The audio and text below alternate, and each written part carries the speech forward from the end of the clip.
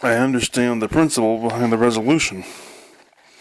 I assumed that by this point I should have made myself a greater presence in the narrative, but it was my understanding that my original intention was to allow Malcolm Jamaica to carry the bulk of the story. However, the exigencies of the predetermined titles of the individual pieces seemed to be forcing me to step in more often than I had reckoned on doing. Therefore, to account for my recurring intrusions, I have had to devise a plausible excuse.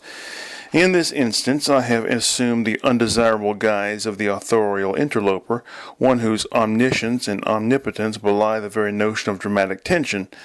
No point in rooting for Malcolm Jamaica if you know the game is rigged. Perhaps that isn't exactly true. You know how your own story is going to end. Admit it. Deep down you know. And yet you continue to strive and hope for the one true genuine miracle. Once again, the intermediary forces, or authorities, appealed to me to intervene in the narrative. I received the note, written on unjustifiably expensive paper, while I was climbing into a boat in my bathtub. So now they want me to interfere, I griped. I've interloped, and now I must interfere as well. I believe the note says intervene. The messenger, a senior official with the Bureau of Message Transmission, corrected me. It's the same thing, young man. I took the captain's hat handed to me by a crewman and carefully fitted it over my delicately aligned hairdo. What message shall I return? Tell them that as past decisions insist on dragging me into this thing, I have no choice but to take an active role in the proceedings. Tell them I'm going to Babuialgo and see what I can do. Very good, sir, the messenger replied. No, young man, it is very bad. It's not what I wanted, but I left my sentence unfinished, though my thoughts turned about it even as I gave the order to set the boat in motion. Isn't it more of a ship than a boat? Asked a nephew of mine. No time for that discussion now, I cried. We're heading straight down the drain. And so we were. I explained how the greenery was preserved. My first task on arriving on Babuialgo was to take a job as a tour guide with the Zartar Historic Downtown Society. Years ago, a German girl told me that the successful tour guide does not concern himself with the strict veracity of statements to his charges. Thus it was with my tenure in the blue-peaked cap and blazer while leading tourists about old downtown Zartar. To maintain both my self-respect and the secrecy of my sojourn on the moon, I wore a false beard and spoke with something approaching an Irish accent. This is the old Department of Postal Enthusiasm building, I told a group of war veterans and their wives. Abandoned in the late 40s due to an infestation by ghosts, the building now houses the city's Ecological Reclamation Service. As I spoke, we were driven by the building in an open-top safari-type vehicle by our driver, Manfred. He glanced at me and looked back at the road, smiling. What does the Ecological Reclamation Service do? One old man, a retired Air Force colonel, spoke up. Well, as you know, I said Babuialgo was originally a rocky wasteland. The first human colonists, restricted to only a tiny portion of the moon's surface by the lunar mice, were forced to make do with what they had. They soon transformed the area into a paradise. And that's when those damn vermin tried to take the land back, another old man angrily added. Yes, well, I'm not allowed to interject any political commentary of my own into words while I'm on duty, I announced. So I'll just say, here I held up my thumb, to which all the old people laughed. One woman took my photograph. Anyway, I continued, once industry and increased immigration from Earth began in the early 70s, it became imperative that plant life to be maintained, hence the establishment of the ERS. And that's how the greenery has been preserved, Manfred said aloud, smiling. I ignored him. If you look to your left, you will see the old distillery, which is also overrun with ghosts. Malcolm Jamaica is sent to Ferger. It took me nearly a week to find out where Jamaica was staying. Nice place, I commented, stepping inside at his invitation. Thanks, Jamaica replied, his tone indicating that he thought I was being sarcastic. No, I mean it, I insisted. I'd love to have a place like this. I looked about at the book-lined walls with envy. Well, thank you. He sounded more convinced this time. He gestured at a chair, indicating that I should sit. Would you like anything to drink? I did not, and let him know this. I asked him to sit as well, and he did. Then I got to the point. Your work here is completed, I told him. Is it? Yes. And this isn't just my determination, but that of the department. I thought you didn't answer to the department. I do lots of things I don't like and that I'm technically not compelled to do, like responding to the everyday inanities that people unthinkingly spout, like how are you and what's going on. It doesn't mean I agree with it all, but damn it, I feel an obligation to maintain some level of civility. Okay. Jamaica rubbed his thighs with his palms. It's just that I can't leave just yet. Why not? Well, for one thing, I've got a 6-month lease. One that I thought to keep, by the way. I'll take over your leave. You? That's right. I told you I wouldn't mind living here. I've got other obligations as well. A newsletter, social contacts. I'll assume responsibility for all of them. What's the rush? There are time restraints. And remember, time and space are one. Jamaica considered. Where am I going? Ferger, the city of intrigue. Malcolm Jamaica returns from Ferger all sweaty. I had just completed my 2 weeks' notice with the Historic Downtown Society when Jamaica returned. Back so soon? I answered the door with a bite of apple in my mouth. Yeah, it was easy, he said, stepping inside. You mind if I have a shower before I report? I haven't had one in several days. I caught a whiff of his bata kusai as he passed before me. You've been eating animal byproducts, I accused. Yeah. He disappeared into the bathroom, and I sat down to consider the report that I would have to make to him. What would he think of my meals, walks, and intimate conversations with Danielle Apticus? Would he be upset that I had been to see Elfin Warlord versus Mulatto Numismatist with her? I glanced at the proof sheets of next month's Boron's Eternal Half-Life and decided to hide them under the trash can.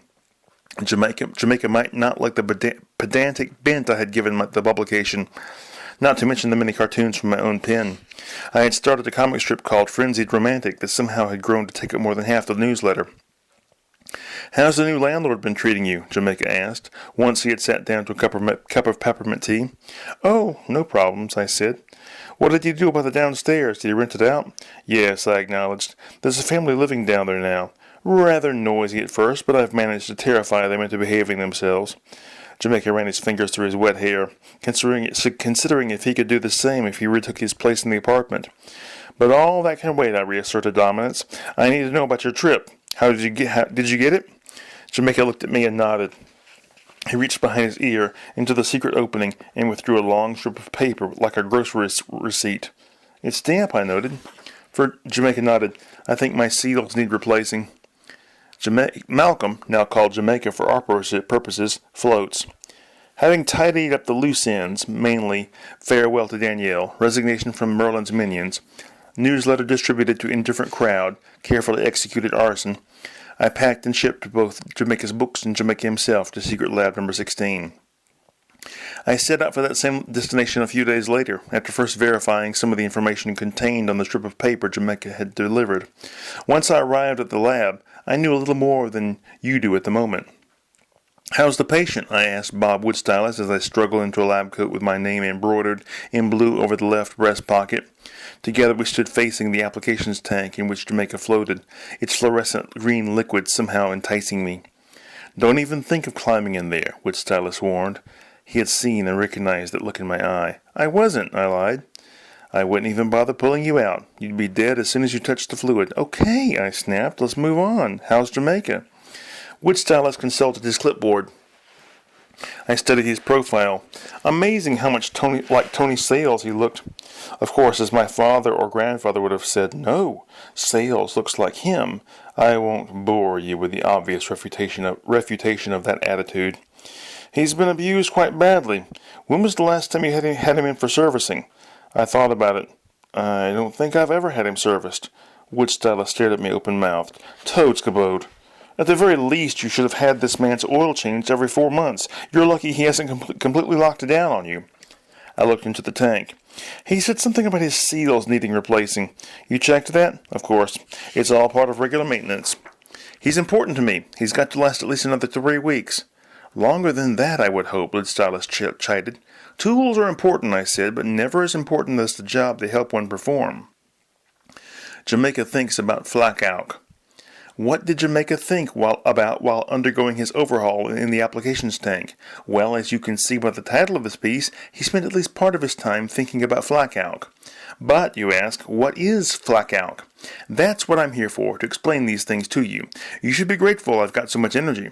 Most people I know would be taking a nap or having some pointless conversation right now. Flak alk, for those of you unfamiliar with the concept, is the all-inclusive term for the construction and maintenance of what we in the industry call reality surrogates. A good example of such a surrogate or package of surrogates is the world of Malcolm Jamaica, along with Malcolm Jamaica himself and everyone else you have met thus far in this narrative. Of course, I don't use the term flak alk. I stick with literature, but that just shows how old-fashioned I am. Persons of Jamaica's generation have taken to saying flak alk, and though I am one who bridles at the digital interface of consciousness, I have no objection to their use of the term. In the specific thoughts of Malcolm Jamaica, however, the earth and the tree and the three moons played no part. No, in the flak alk of Jamaica's mind, the world was a giant bottle of seawater in the midst of which floated a great artificial island. On a throne in a room somewhere in one of the cubicle buildings that covered the island like Picasso's birthday cake, sat Mr. Jamaica, dressed in regal finery. "I see you like epaulets," I noted cynically as I stood shackled before the throne. "Make all the snotty comments you want," Jamaica loftily invited. He could afford to keep his emotions in check, what with his island of minions and his expensive uniform. "Nothing you say will alter my resolve." "Still going to chuck me in the deep, eh?" I asked, one eyebrow arching up with all the panache of a George Clooney, but none of the self-deprecating charm. I took my panache seriously, damn it. "That's right," Jamaica nodded at a couple of minions who proceeded to drag me outside and chuck me in the aforementioned deep. Unfortunately for Jamaica, his thoughts are my thoughts, and I escaped by cutting a hole in the bottle and letting the water out. Jamaica buys an undersized vehicle. "I can't let this one get away," Jamaica said to himself as he examined the 1965 Henderson Tetragon. "One thing I have to emphasize, however," the salesman told him, "with this model you cannot neglect regular oil changes." "Isn't that true of any skimmer car?" Jamaica asked. "Yes, but you can usually get by with delaying it a month or so. Not with the Tetragon, especially the 1965. The anti-sclerotic pavilions are so finely milled that the deviation of dithyrambs between each keystroke are less than 40 microbiomes. "Ah," Jamaica nodded his head in a passable simulacrum of understanding. "You want to try it out?" the salesman, Todd, as he insisted on being called, asked. "Yes, I do," Jamaica affirmed. "Now, normally I'd accompany you, but the cockpit is so small on these old Tetragons that there's really only room for one person. I know the owner's manual says it's two, but in practice that's just not realistic. So instead, I'm going to send along this observation sphere, okay?" Todd hefted the white ball.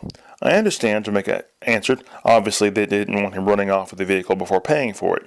Clambering in, Jamaica saw immediately that the vehicle was too small for him, but he wanted it anyway. Out on the test drive, he directed a question to the observation sphere. "Do your people do customization?"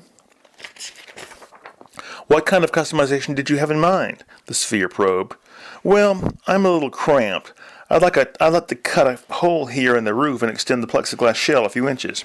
"I'm sure that can be arranged," the sphere sounded accommodating. Whoa, Todd, listening, jumped in. "Any customization, especially such a radical one as you suggest, will greatly reduce the collectability of that vehicle." "The collectability?" Jamaica repeated. "I'm buying this vehicle to use, not hide away in some museum somewhere." "Your attitude is admirable," the sphere praised him. What was once running runs. Don Durkee also had an antique vehicle. His was a 1946 Rack-and-Better Walking Bird. Neither an automobile such as you drove to work tonight, nor a skimmer car like Jamaica's recent purchase, but a two-legged conveyance that, when in motion, stood about 10 feet off the ground. Although not a hobbyist in the usual sense, Durkee had put in many long, untutored hours working not only to restore the craft, but to improve upon it. "I've modified it so that it actually runs," he told his girlfriend, Padua. "So you got it running," she replied without much interest. She was reading a magazine.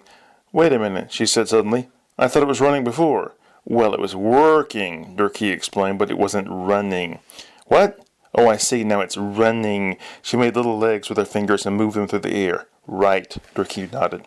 They each returned to his reading material. Durkee's a novel called The Last Adventure of Bedford, Germany, Padua's magazine, Today's Secular Mother. But something still bothered Padua. I still don't understand something, she said, looking up. Durkee did not look up from his book. Little Frank had just been kidnapped again. The walking machine didn't run before? No, it only walked. But isn't running just fast walking? I mean, isn't making it run just a matter of turning up the speed? No, Durkee sighed. He marked his place with an old business card and closed the book. Walking and running are two different actions. In walking, one foot is always on the ground. In running, there are moments when both feet are off the ground. Then how do you keep from falling over? Sheer speed? Sheer speed, Durkee nodded. Momentum. And you altered your walking machine to actually run? Yes.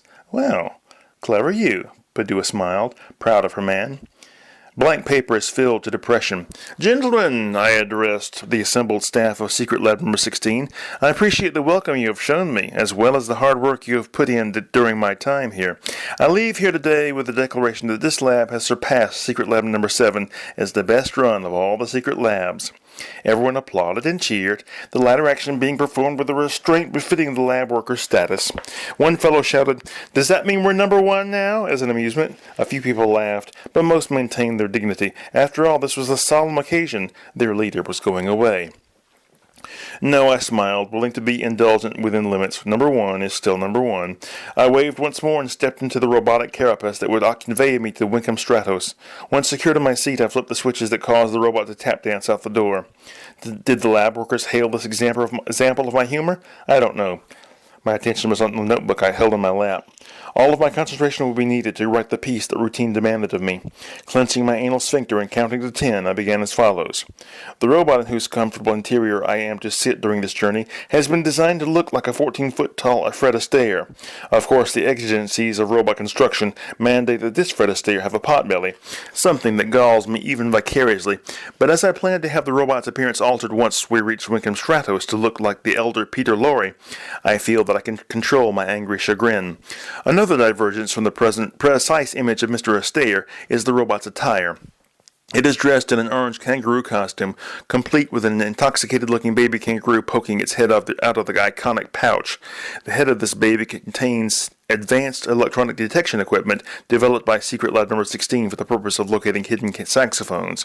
I have elected not to utilize the baby kangaroo for this purpose, however, but instead to rake the house as I pass with its begotheric rays, and thereby save myself the trouble of having to ransack each one. Having written the above, I felt an odd wave of sadness wash over me, but I clenched my sphincter once again and made it go away. Jamaica sets his sights on gravity. Malcolm Jamaica knew his new skimmer car, Tom Petty's appendage. Malcolm Jamaica named his new skimmer car Tom Petty's appendage in acknowledgement of the fact that having driven off the side of the cliffs of Gentle Misnomer, he was now free-falling. It's the only Tom Petty song I'm familiar with, Jamaica later told Don Durkee. You're kidding. That's his most overrated, overplayed song. Durkee couldn't believe it. You don't know Refugee, You Got Lucky, Don't Come Around Here No More? Jamaica shook his head. Sorry. This is incredible. Durkee gave him a suspicious and, frankly, hostile look. Well, I've heard of some of those songs. I mean, I know he had a big hit called The Waiting, but I've never heard it. I wouldn't call it a big hit, Durkee objected. A minor hit. It's just that I happen to have heard Free Fallin' about 100 times. Haven't we all? Durkee joined his friend in his sour recollections. Anyway, can I get on with my story? Jamaica begged. Go ahead, Durkee invited, although his thoughts were not on the story, but on the girl who had been featured in the video of her free falling. At the time of its release, Durkee had thought her the most beautiful girl he had ever seen. He would have traded his contemporary obsession. He would have traded his contemporary obsessions, his girlfriend at the time, and his uncertain future to have that girl, or one who looked exactly like her, as his loyal and adoring steady. Do the kids today still recognize the term steady? He asked himself as Malcolm Jamaica plunged into a pants-wetting drive. The coastal town of Richardon lay below. Unless he could realign the old skimmer car's gravity-repulsing diodes, Jamaica was bound to take some poor fisherman and his family with him to the land of obscure literary characters. I tell you, in all my life, the reality of the earth's inexorable pull never struck me as it did during those horrible seconds, Jamaica admitted. So what happened? Durkee wanted to get this over with. He wanted to look up that girl and find out what had happened to her. Oh, I was scooped out of the air by the mighty hand of Toadskabode. I am removed from view. Who scooped you up? Durkee asked, his face a study in bafflement. Well, not Toadskabode exactly, Jamaica confessed. It was a giant robotic kangaroo with the face of Fred Astaire, but it was Toadskabode acting through it, of that I'm sure. Durkee put down his cruddy little ballpoint pen. Who is Toadskabode? He demanded, still absolutely flabbergasted at this sudden interjection of a heretofore unknown personality into what had been up to now a rather boring story. Jamaica looked at his friend intently. Have I never told you about Toadskabode? He asked. No, you haven't. Have you ever wondered where I go to so mysteriously and from where I get my instructions for doing so? I have known for some time that you do work for the Department of Namelessness, but I... Wait, how did you know that? Jamaica paced to the window. My cartoonist, naturally speculative bent, Durkee responded. Okay, I can see that, Jamaica nodded. Go on. Well, I just assumed you received secret messages, like in the bottom of your cereal bowl, or odd formations of birds or something. He shrugged at a loss to provide further examples. The truth is, it's all of those things and more. Jamaica looked out the window. A garbage truck was just pulling away from the house across the street. Toadskabode, he said, turning back to Durkee, holds my contract. What contract? My contract as an international operative. Durkee doodled on his graph paper notebook. You enjoy your work, don't you? He asked. Very much. Without Toadskabode, I can't do it. Well, you could always become a cartoonist. I have a feeling he'd follow me into that field as well. Maybe you shouldn't think about him so much. I'll try. I seem to save the probable forecast. With the failure of Jamaica to reestablish even a modicum of stability, I assumed his role in the ongoing project to prevent the shafter from being built. After carefully depositing my defective agent in a goat-filled meadow on the outskirts of Wretchedone, I continued on my way to Wingham Stratos, city of intrigue. I took the kangaroo to a reputable mechanic in town and gave instructions as to the alterations I wanted made. Be ready in 2 days, the man behind the counter promised. I left on foot, entering the first house I came to by way of the aperture distant to the side of the heat pump. I neutralized the occupants with my paralyzer cone and immediately set about the task of rummaging through the old photographs in the cardboard boxes in one of the bedroom closets. One picture in particular caught my attention. It showed a man in his late 40s eating a piece of watermelon in an outdoor lounge chair. The picture, taken some time in the mid-1760s, was in black and white. Various telltale clues, such as the shadow of a bottle of ketchup on the grass beneath the man's one penny loafer that rested on the ground, and the absence of any negative striations on the balloons clipped to the clothesline in the foreground, told me the party had been underway at the time. What was unusual, however, was the fact that the entire scene was staged inside an artificial environment, such as one might find in a photographer's studio. The neighbor's house in the backyard, glimpsed behind the watermelon eater, was just slightly out of focus in the wrong way. I knew then that I must seek among the catacombs beneath Wingham Stratos, and that I must have the assistance of my imaginary friend Jerry Lancaster and our companion, the puppet Dr. Fungroid. I knew you'd have to bring me into this sooner or later, Jerry announced as I pulled him out of my valise. Don't complain, I told him. You're lucky it's not later. I'm not complaining. I want to be in on this one. Why is that? I asked. I can't wait to see how you pull it off, Jerry jeered, reaching into the valise and pulling out Dr. Fungroid. What doesn't adjoin the sisterly appliance? Wingham Stratos is a college town, home to Sanborn University. As such, futuristic rental properties are readily available. Jerry, Dr. Fungroid, and I established our base of operations in one such property, a loft apartment conveniently located near the university's coal tar reclamation facility. Our first task, once we had decided on who would sleep where and stock the pantry with canned beans, was to disassemble the toilet and set up a phosic bypass that would allow us to enter the catacombs through the bathroom floor. The seepage from the coal tar reclamation facility should mask any signs of our work, Dr. Fungroid theorized helpfully. Let's just call it the CTRF for short, Jerry advised. It doesn't matter, I said. I doubt we'll be mentioning it again. To Dr. Fungroid I added, Good. I don't want any of those busybodies from the university disturbing our work. That very evening we descended into the catacombs via the paratoiletary conduit. We had just made a grand meal of beans and cabbage. Well, I had. Jerry, being an imaginary being, contented himself as usual with a tube of Byram's ethereal paste, and Dr. Fungroyd, whose appetite is never that great anyway, replenished himself with nuggets of recompacted nutritional crumbs, and left the dishes in the care of the all-encompassing maintenance unit, whose presence in our apartment supposedly justified the higher-than-average rent we were paying. "That thing is sure making a lot of racket," Jerry said as he joined Dr. Fungroyd and me at the foot of the holographic ladder. "Surely," I corrected.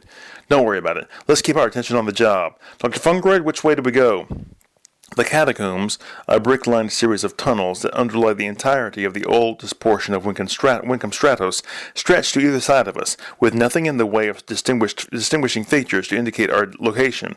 According to this bubble of grease floating in this glass cylinder of snail's blood, I would say we go straight ahead. Dr. Fungroyd pointed in one direction. Good enough, I decided, and led the way forward. While we were gone, however, our automated apartment began its investigation of the disrupted toilet.